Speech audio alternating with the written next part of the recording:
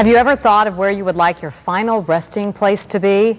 Two men in Miami have come up with quite an idea that's attracting attention both above and below the surface.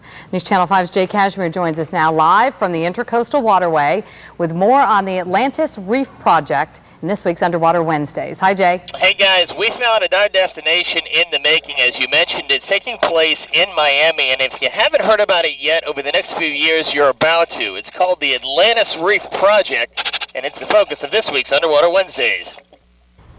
Wedged inside an industrial section of Miami lies the beginning stages of the Atlantis Reef project, a massive undertaking carving out an artificial reef like no other. What we created was a way to memorialize a person in a permanent basis that wanted to be at rest in the sea, as opposed to just being scattered at sea. Gary Levine created the idea from scratch and built up his empire with the help of sculptor Kim Brandel.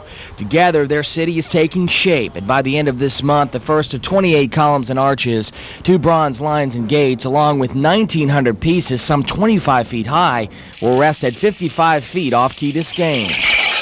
It's never been done before. It'll probably never be done again. The multi-use reef diving attraction, art gallery, and memorial garden will span 3 football fields. Styrofoam designs are sprayed with rubber and fiberglass to make a mold, then concrete is added.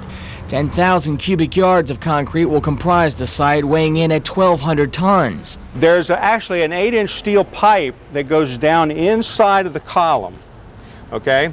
The placements slip down inside of this pipe. Wherever you are located in this column, directly out front of you is a plaque with your name, whatever you want to put on it. 30 sets of encased ash remains are already in line to be placed within the structure.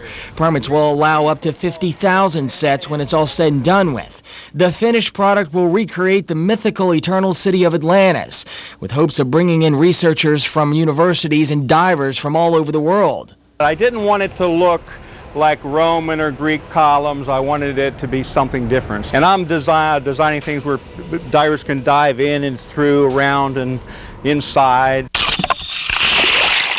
When the first structures hit the water later this month, a dream to create something substantial to mankind will be underway, paving the way to see underwater sculptures like never seen before. A permanent place to be memorialized that's surrounded by life, that's creating life from death.